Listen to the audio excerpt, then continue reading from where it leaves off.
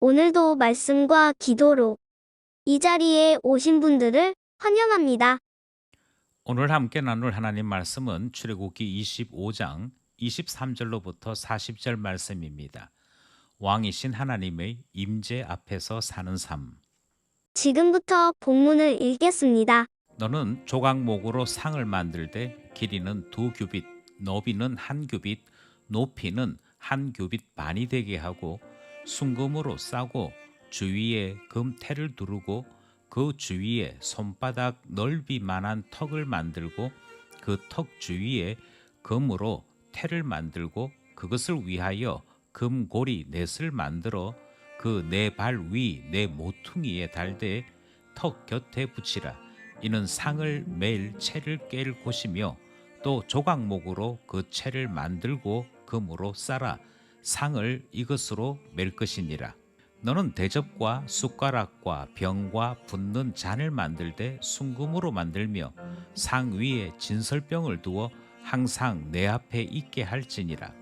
너는 순금으로 등잔대를 쳐 만들되 그 밑판과 줄기와 잔과 꽃받침과 꽃을 한 덩어리로 연결하고 가지 6을 등잔 곁에서 나오게 하되 다른 3가지는 이쪽으로 나오고 다른 3가지는 저쪽으로 나오게 하며 이쪽 가지에 살구꽃 형상의 잔셋과 꽃받침과 꽃이 있게 하고 저쪽 가지에도 살구꽃 형상의 잔셋과 꽃받침과 꽃이 있게 하여 등잔대에서 나온 가지 6을 갖게 할지며 등잔대 줄기에는 살구꽃 형상의 잔넷과 꽃받침과 꽃이 있게 하고 등잔대에서 나온 가지 6을 위하여 꽃받침이 있게 하되 2가지 아래에 한 꽃받침이 있어 줄기와 연결하며 또 2가지 아래에 한 꽃받침이 있어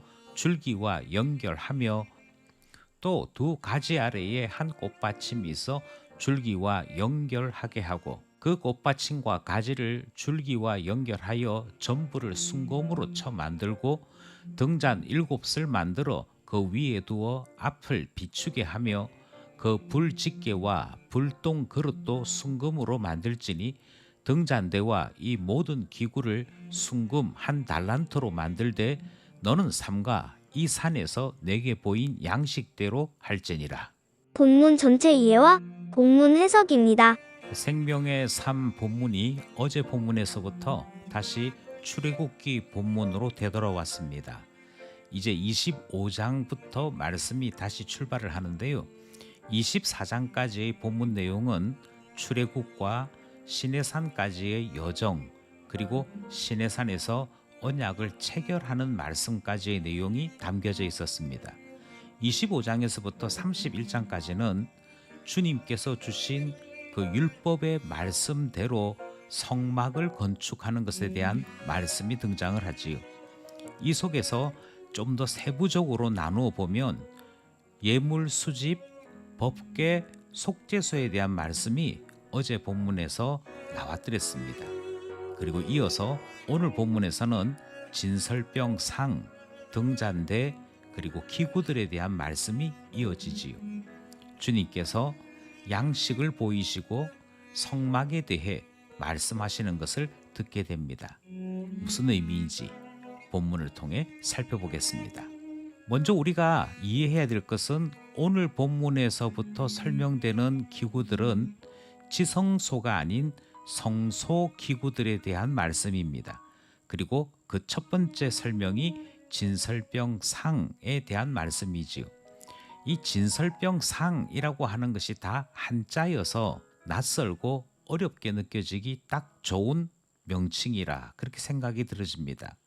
진설병 하는 말은 원래 얼굴빵이라고 하는 뜻을 담고 있습니다.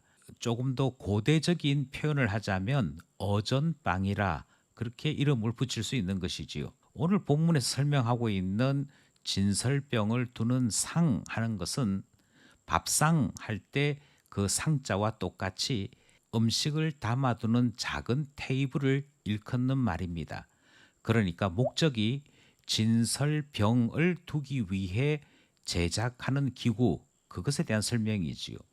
따라서 여기에 강조점은 진설병을 먼저 이해해야 진설병을 두는 상에 대한 말씀도 이해할 수 있는 것입니다.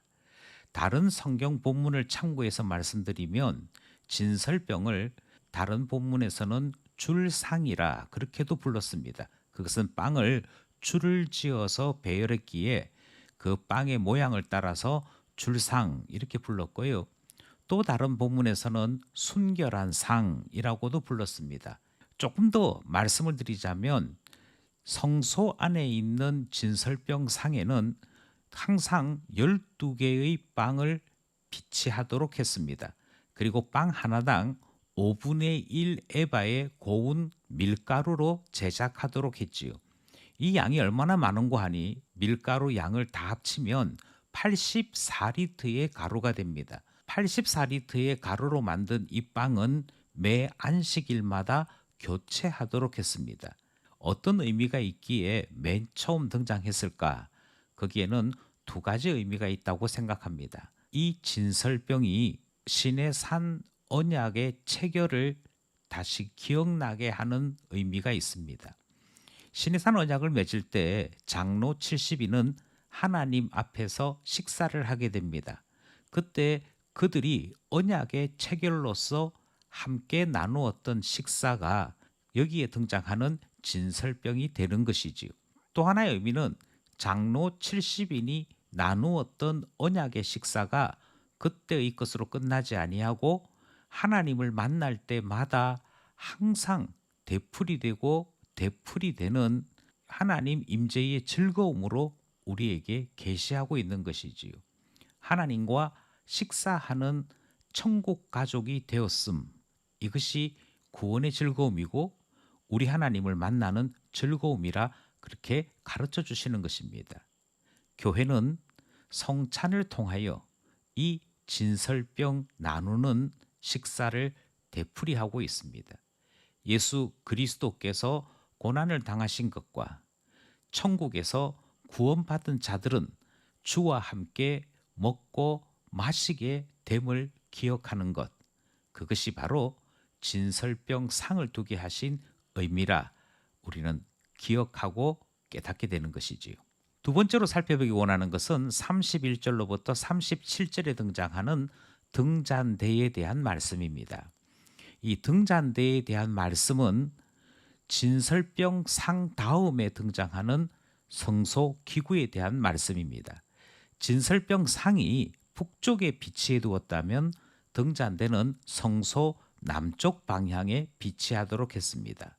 여기 등장하는 등잔대는 등잔을 지지하는 대, 그러니까 지지대의 성격을 가지고 있습니다. 그리고 이 지지대는 올리브 가지에 아몬드 꽃 형상이 표현되도록 그렇게 제작되었습니다.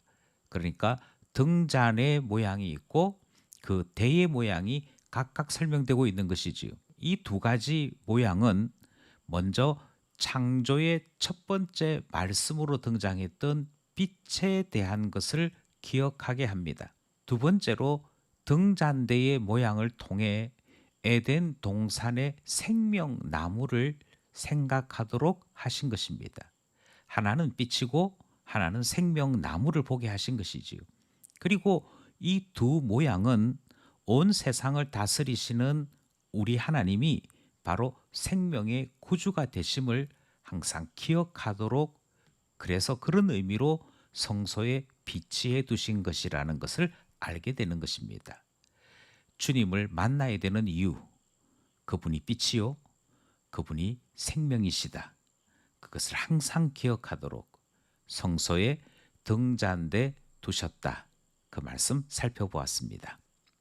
세 번째로 38절로부터 40절 말씀에 등장하는 그 외의 기구들에 대한 말씀을 살펴보려고 합니다. 성소 안에 있는 기구에 대한 말씀은 29절에도 등장합니다. 대접, 숟가락, 병, 붓는 잔, 이런 설명들이 등장을 하고 있고요.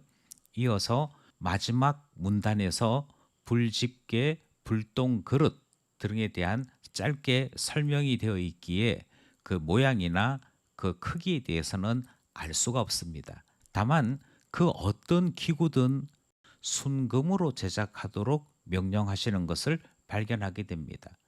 그리고 성소 안에 있는 모든 기구들을 순금 1달란트로 제작하도록 하셨는데요.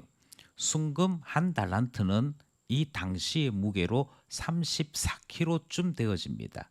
그 의미는 하나님의 임재와 관련된 모든 것들은 다 영광스러움이다. 그것을 우리에게 알려주시는 것이지요. 또 하나 여기에 있는 말씀 속에 하나님은 모든 기구들이 주님이 보여주신 양식대로 제작하도록 말씀하셨습니다. 그러니까 하나님께서 디자인하신 것인데 이 속에는 하나님의 메시지, 하나님의 뜻이 포함되어 있다는 것입니다. 성막에 대한 이 설명들이 이렇게 자세한 것은 하나님의 임재의 영광스러움이 얼마나 놀라운 것인지를 우리에게 가르치는 말씀이 됩니다. 기구를 보고 그 목적을 보고 주님의 뜻을 깨달을 수 있는 우리 되어야겠습니다. 말씀을 따라 기도하며 결단해 봅시다. 첫 번째로 나누고자 하는 기도 제목은 주와 함께 먹고 마시는 것이 구원받은 자들이 누리는 기쁨인 것을 우리는 진설병 통해서 배울 수 있었습니다.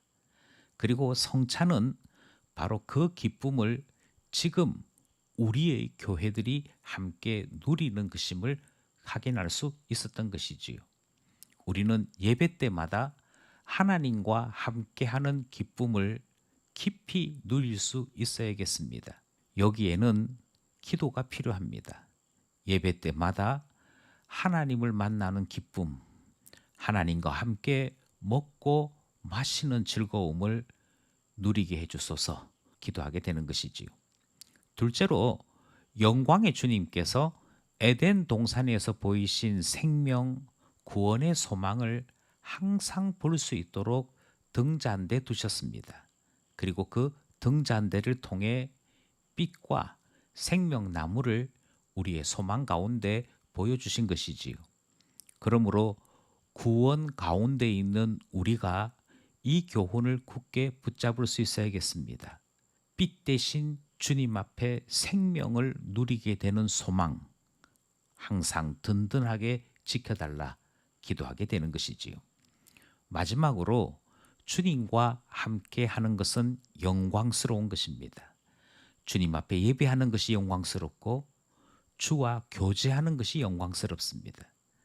자칫 잘못하면 소홀해지기 쉬운 것들이지만 사실은 그 속에 깊고 깊은 기쁨과 영광스러움이 있기에 주님께서 순금으로 만들어 하셨고 그 영광스러움을 보게 하셨던 것이지요. 그러므로 이 시간 성령 하나님의 은혜를 간절하게 구하게 됩니다. 성령께서 예배의 영광, 하나님 임재의 영광, 주님께 사용되어지는 그 영광스러움을 항상 보고 깨달을 수 있도록 해주십시오. 기도하게 되는 것이고요. 성령께서 우리를 인도하사 예배 때마다 이 영광이 기쁨되게 하시는 은혜를 기도하게 되는 것입니다. 오늘도 말씀과 기도로 주 안에 살아가는 우리 모두 되기를 소원합니다.